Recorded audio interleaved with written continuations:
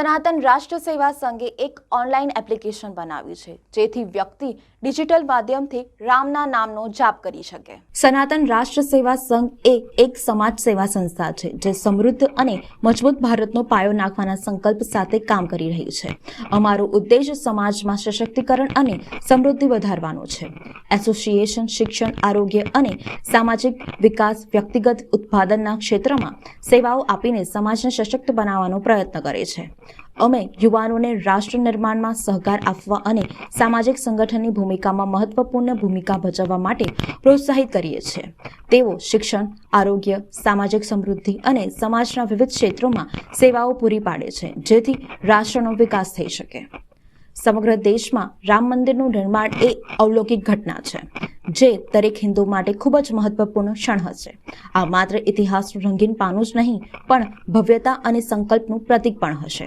આદરણીય વડાપ્રધાન શ્રી નરેન્દ્ર મોદીજી અને તેમના સાથી લડવૈયાઓની સખત મહેનતે આ સ્વપ્ન સાકાર કર્યું છે, જેણે સામૂહિક એકતા અને સમર્થનનું ઉદાહરણ સ્થાપિત કર્યું છે।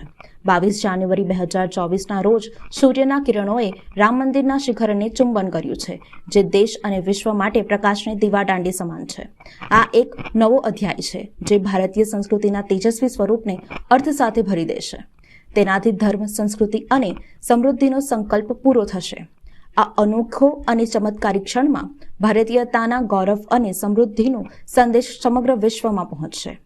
સનાતન રાષ્ટ્ર સેવા સંઘ જે સનાતનના કાર્યો માટે જ રચાયેલ છે અને કાર્યરત છે, 22 જાન્યુઆરી 2024ના રોજ અયોધ્યામાં રામ મંદિરનું ઉદ્ઘાટન થવા જઈ રહ્યું છે, જેથી જનજાગૃતિ માટે અમે એક ઓનલાઈન એપ્લિકેશન બનાવી છે જેથી દરેક વ્યક્તિ ડિજિટલ માધ્યમથી રામના નામનો જાપ કરી શકે। લોગિન કરીને દરેક વ્યક્તિ ડિજિટલ માધ્યમથી ભગવાન શ્રી રામનું નામ ટાઈપ કરીને 11 કરોડ વખત રામનું નામ લખવાના અમારા વિશ્વ રેકોર્ડમાં ભાગ લઈ શકે છે।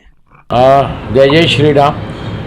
સનાતન રાષ્ટ્ર સેવા સંઘ દ્વારા આજ એક વેબસાઇટ તૈયાર કરવામાં આવી હતી અને એ વેબસાઇટનું લોન્ચિંગ સંતો મહંતોના આશીર્વાદથી આજે લોન્ચ કરવામાં આવ્યું, જેની અંદર એક પોર્ટલ છે। એ પોર્ટલની અંદર ડિજિટલના માધ્યમથી રામ નામ લખવાનું એક સંદેશ આપવામાં આવ્યો છે અને સૌ સનાતનીઓ એની અંદર જોડાઈ અને રામ નામ લખે।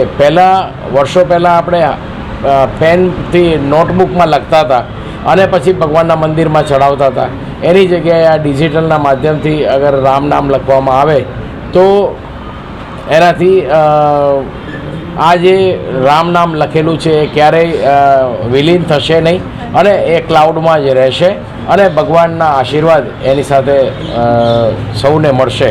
અને જે પડાવ પાસ કરશે એ પડાવને 1000 2000ના જે પડાવ છે એ દર 1000 પડાવે એમને કંઈક ને કંઈક રામનું ચિહ્ન એમના ઘરે મોકલવામાં આવશે। તો આપ સૌને આપના માધ્યમથી વિનંતી કરું છું કે સૌ લોકો આમાં જોડાય અને જે વિશ્વ રેકોર્ડ કરવો છે આપણે કે 22 તારીખ સુધીમાં 1 કરોડથી વધારે વાર રામ નામ લખાય, તો એમાં સૌ જોડાઈ અને સહભાગી થાવ। જય શ્રી રામ।